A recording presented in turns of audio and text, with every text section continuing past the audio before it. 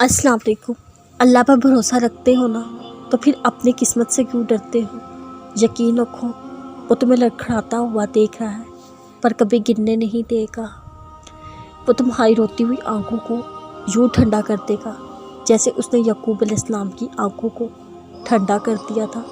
وہ تم تک ہر کھوئی ہوئی چیز یوں واپس لے آئے گا جیسے وہ اندھے کنویں سے یوسف علیہ السلام کو نکال کر یعقوب علیہ السلام تک لے آیا تھا۔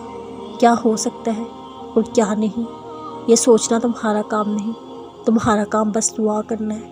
پھر دیکھنا وہ ایسے موت سے لائے گا تم حیران ہو جاؤ گے۔